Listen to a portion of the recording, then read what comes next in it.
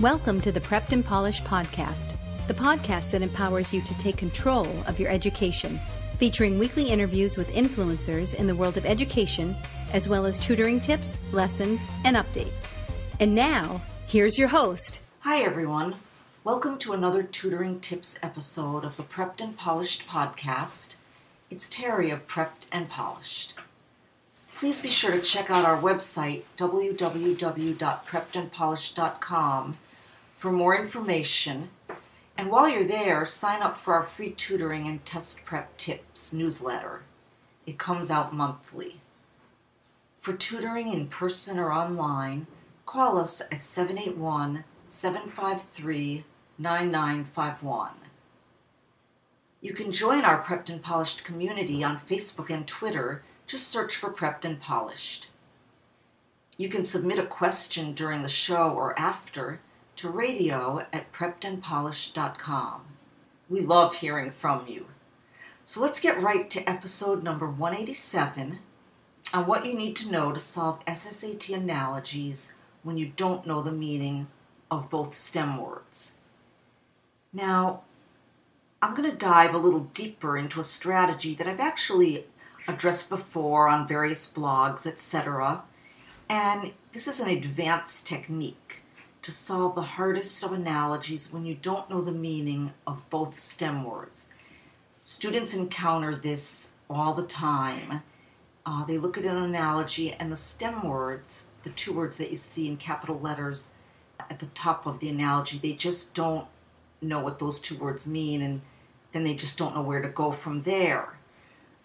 So this strategy is often called back solving, and the student should work backward as much as possible, which means go right to the answer choices, because obviously the student doesn't know the meaning of the STEM words, so maybe the answer choices can be helpful.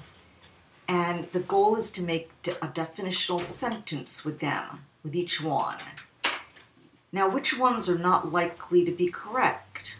Well, those are the ones that are not like definitions. They're not clear and concise.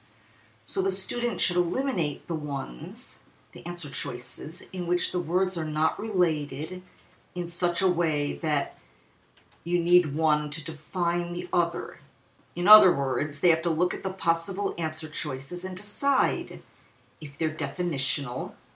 Can they make a sentence defining one with the other, or should they be eliminated? Now, I'm going to try to give you an example that none of my students know how to attack. And so I picked this one. It's one of the most difficult, but I'll try to talk you through it. It's lax is to resolution as. Now, most students do not know the meaning of lax or resolution.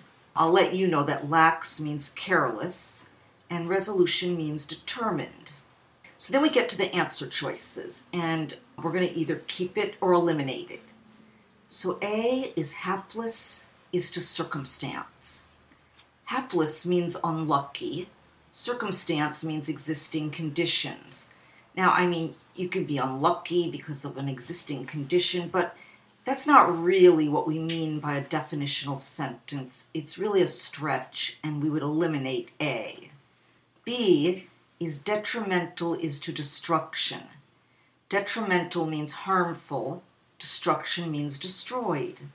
They're both negative, but not a really good definitional sentence. I'm getting rid of B. Deceitful is to sincerity. Now, deceitful means misleading or tricky. Sincerity means genuine or freedom from deceit. Okay, now this could ring a bell. Deceitful is the opposite of sincerity. I mean, that's a definitional sentence. There's a clear, concise relationship. I'm going to put a question mark and think, maybe. But I don't want to just circle that. I want to look at the last two choices and make sure I'm correct. Vulnerable is to wound. Vulnerable means capable of being hurt, and wound means injury.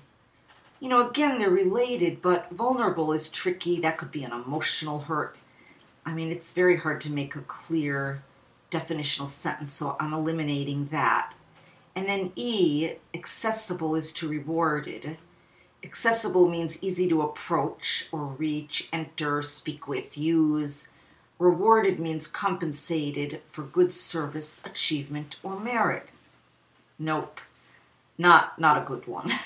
So the only one that really works is deceitful is to sincerity.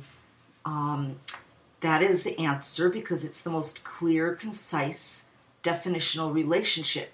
Deceitful, which means mislead or trick, is the opposite of sincerity, which means genuine or real or freedom from deceit.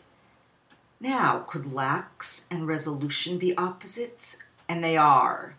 As I said, lax means careless, and that's the opposite of resolution, which means determined. You can kind of think of a New Year's resolution, where we're determined to walk more. Analogies may seem very frightening to most students, but, with practice, you can really learn to get them right. You can solve them even when you don't know the meaning of both STEM words and even some of the other vocabulary words involved. I will say that, I do feel like students need to really review a lot of vocabulary that's commonly used on the SSAT because all those words like hapless and vulnerable, accessible, these are words that really should be, in their wheelhouse at this point. So this wraps up our show, episode number 187, on what you need to know to solve SSAT analogies when you don't know the meaning of both STEM words. Be on the lookout for our next podcast episode number 188, which will be our next interview with an educational expert. Remember to access all of our podcast episodes. Go to www.preppedandpolished.com/podcast. Thanks for joining us on the Prepped and Polished podcast. Now go out there and take control of your education.